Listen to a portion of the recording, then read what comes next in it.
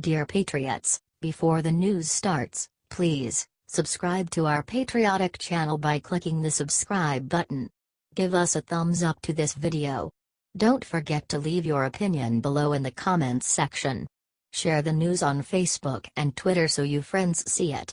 Thank you. Hicks' departure doesn't mean the end of her connection with Trump. Hope Hicks shocked Washington with her resignation, but that doesn't mean she'll be out of touch with President Donald Trump. The president rarely cuts ties with former campaign and White House staffers who have resigned or been fired, and many have found themselves talking to him as much, or more, once they leave his service. This is where President Trump applies his experience as one of the most successful developers in history, said Jason Miller, the senior communications advisor to the Trump campaign, who still remains in touch with the White House. Just because you might be done teaming up on a certain project doesn't mean you won't be in position to help create a great deal in the future.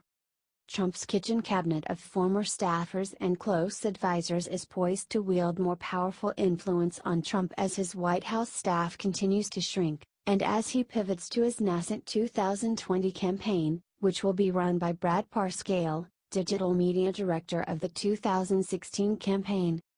In recent weeks, Trump has leaned more heavily on the crew referred to as the originals, people who were on the 2016 campaign, to help craft his message.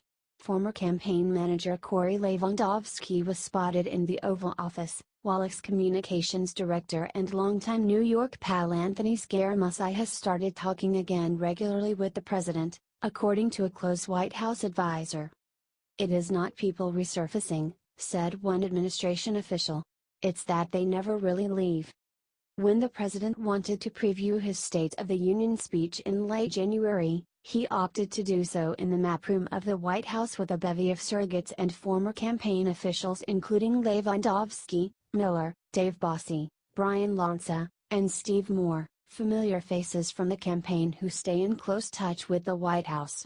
One attendee said Trump was in a great mood that afternoon, thanking them for their help and girding them for the next battle. "No one ever leaves the greatest show in the world," said one former campaign official. "Sometimes you just miss an episode or two." A White House spokesman did not respond to a request for comment. Hicks, who worked for the Trump Organization before transitioning to Trump's campaign in 2015, is widely seen as a Trump whisperer on par with Trump's daughter Ivanka. He's treated Hicks like family, referring to her as Hope Esther.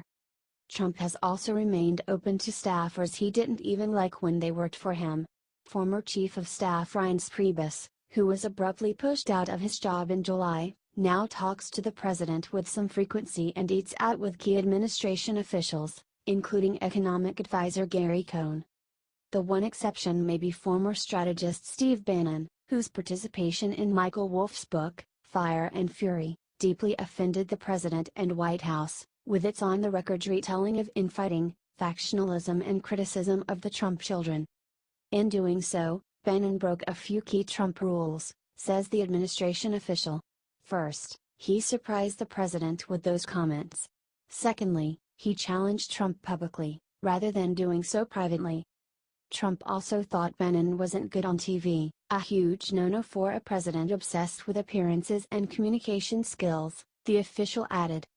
That does not mean Bannon himself won't resurface at some point. At the end of the day, if Steve Bannon can be useful to Trump, even he could possibly find a way back into his good graces someday, said a Republican strategist close to the White House. The president has always liked to surround himself with a loyal, tight-knit crew, dating back to his days as a real estate developer. His habit of trusting only people he knows well dates back to his childhood, a trait passed down from his father, according to former Trump Organization executive Barbara Rees. She said Trump's father, Fred Trump, taught his son to distrust the people around him.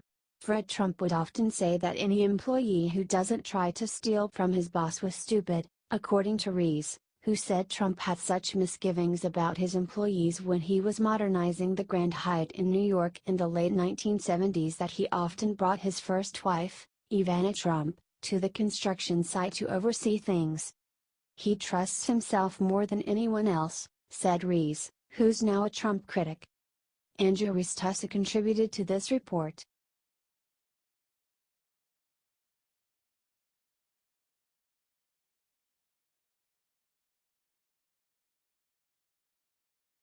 Trump suggests death penalty to stop opioid epidemic. President Donald Trump on Thursday suggested using the death penalty on drug dealers to address the opioid epidemic, equating providing lethal drugs with murder. "We have pushers and drug dealers, they're killing hundreds and hundreds of people," Trump said at a White House summit on opioid abuse. "If you shoot one person, they give you life, they give you the death penalty. These people can kill 2,000, 3,000 people and nothing happens to them." Trump said countries that impose the death penalty on drug dealers have a better record than the United States in combating substance abuse.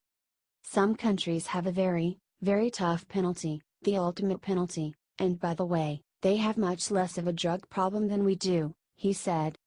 The remarks follow media reports earlier this week that Trump has privately praised countries like Singapore that mandate the death penalty for drug traffickers, arguing a softer approach to substance abuse won't be successful.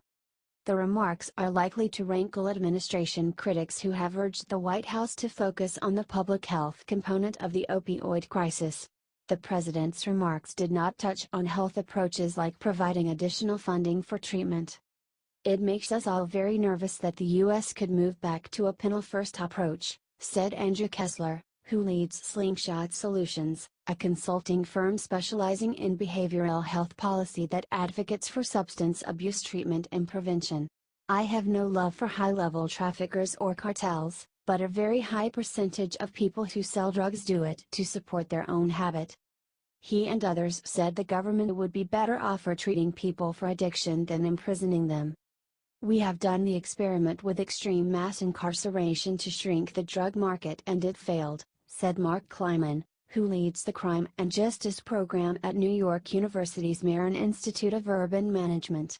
Between 1980 and today, the number of drug dealers behind bars has gone up by a factor of 30 and the prices of heroin and cocaine have fallen more than 90%. So the problem with putting drug dealers in prison is there is another drug dealer in there to take his place. It's also unclear whether harsh sentences for drug dealers lower the level of drug use in a country.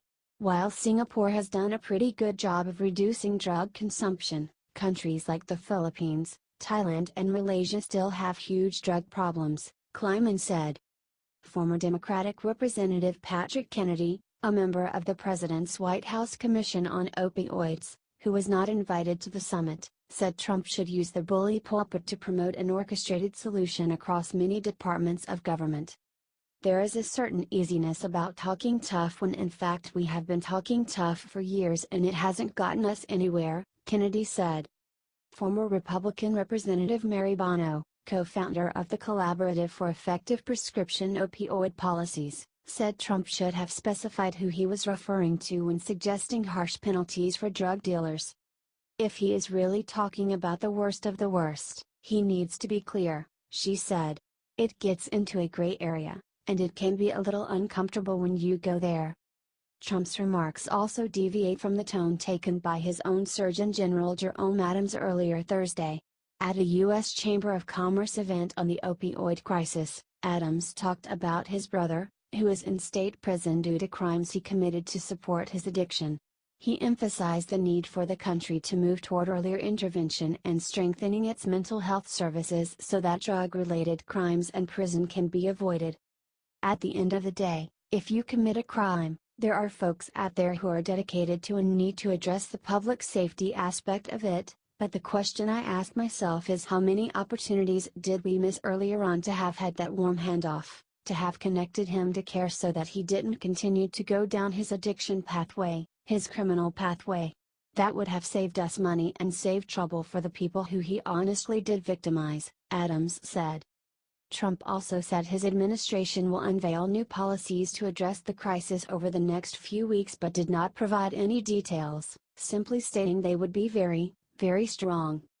He expressed support for going after pharmaceutical companies and distributors that supply prescription painkillers for their role in the crisis.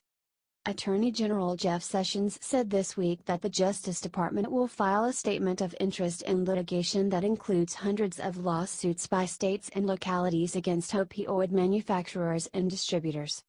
The Justice Department will argue that the federal government has borne substantial costs due to the opioid epidemic and should be reimbursed for health programs and law enforcement efforts to combat the crisis. Cities, counties and states are seeking to recover the costs associated with providing treatment and public safety, by targeting companies that they allege used false, deceptive or unfair marketing practices for prescription opioids. Sessions also said the federal government is studying the possibility of initiating its own opioid litigation. The federal government previously went after many opioid makers in court a decade ago, with companies like Purdue Pharma pleading guilty to misleading regulators, doctors and patients about the drug's risks of addiction and abuse. Trump's remarks came at the end of a summit that highlighted different approaches to addressing drug abuse. HHS Secretary Alex Azar talked about increasing access to treatment programs and focusing on researching non-opioid pain therapies.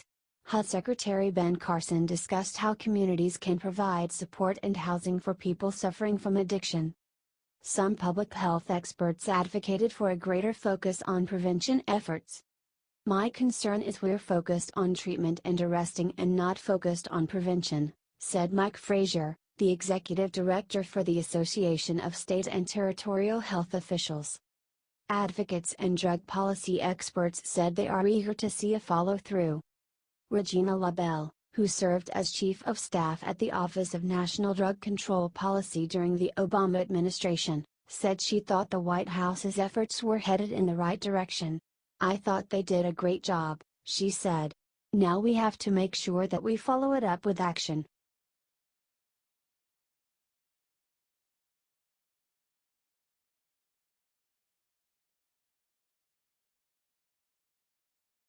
Trump calls report of looming McMaster exit fake news, aide says. The Trump administration batted down a new report on Thursday that National Security Advisor H.R. McMaster could be on his way out, with President Donald Trump telling a spokesman for the National Security Council that the article was fake news. "I was just with President Trump and H.R. McMaster in the Oval Office," the spokesman, Michael Anton, said in a statement provided to pool reporters. President Trump said that the NBC News story is fake news, and told McMaster that he is doing a great job. Raj Shah, the White House principal deputy press secretary, also cast doubt on reports of McMaster's looming departure, telling pool reporters that the administration often dealt with rumor and innuendo about senior administration officials. "There are no personnel announcements at this time," Shah added. NBC News, citing 5 anonymous sources, reported that the White House was readying itself to replace McMaster as soon as next month. The report says the decision has been orchestrated by Chief of Staff John Kelly and Defense Secretary James Mattis. Speculation surrounding McMaster's status has swirled for months, with senior Trump administration officials telling Politico last week that Kelly and Trump contemplated in November firing the Army general. The relationship between Trump and his national security advisor, who mates say never quite clicked with the president, was publicly tested last month when the commander-in-chief took issue with McMaster saying that evidence of Russian interference in the 2016 election was incontrovertible. General McMaster forgot to say that the results of the 2016 election were not impacted or changed by the Russians and that the only collusion was between Russia and Crooked H, the DNC and the Dems, the president tweeted, referring to Hillary Clinton. "Remember the dirty dossier, uranium, speeches, emails and the Podesta company." Trump named McMaster National Security Advisor in February 2017, replacing Michael Flynn, who resigned after misleading Vice President Mike Pence about his communications with a Russian diplomat regarding U.S. sanctions. Trump at the time called McMaster a man of tremendous talent and tremendous experience in announcing the move.